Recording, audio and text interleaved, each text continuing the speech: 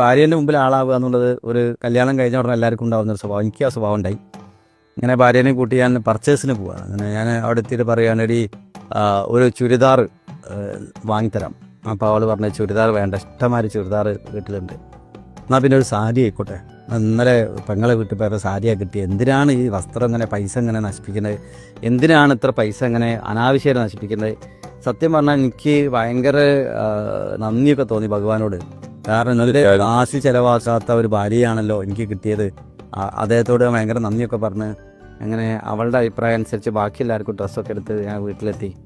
പിറ്റേന്ന് എന്തോ ഒരു പ്രശ്നം ഉണ്ടായ സമയത്ത് ഇവള് ദേഷ്യത്തോടു കൂടി ആദ്യം എന്നോട് ചോദിച്ച ചോദ്യം, ഇന്നലെ പർച്ചേസിന് പോയപ്പം ഒരു ടവലെങ്കിലും എനിക്ക് വാങ്ങി തന്നതാണ്. അപ്പം ഞാൻ ചോദിച്ചല്ലടി, ഞാൻ നിന്നോട് 100 പ്രാവശ്യം ചോദിച്ചില്ലേ നിനക്ക് വേണോ വേണോന്ന്. അപ്പോൾ അവള് പറയണത് നിങ്ങൾ ചോദിക്കാൻ പാടില്ല, നിങ്ങൾ വാങ്ങി തരണേ, നിങ്ങളുടെ ഭർത്താവല്ലേ, നിങ്ങൾ വാങ്ങി തന്നാ ഞാൻ ഉടുക്കിയില്ലെന്നാണ് ചോദിച്ചത്.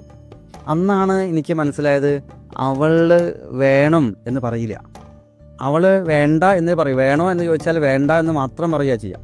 അതാണ് അവരുടെ ഭാഷ. ആ ഭാഷ, അവരുടെ വേണ്ടയുടെ അർത്ഥം വേണമെന്നാണ് എന്ന് നമ്മൾ മനസ്സിലാക്കിയിട്ട് അവിടെ നിർബന്ധിച്ച് ഒരു സാരി വാങ്ങിക്കൊടുത്താൽ ജീവിത അവസാനം വരെ അവരെ മറക്കില്ല എന്ന് മാത്രമല്ല അവർക്ക് ആ നന്ദി എപ്പോഴും ആ ഒരു ബഹുമാനവും സ്നേഹവും നമ്മളോടുണ്ടാവും.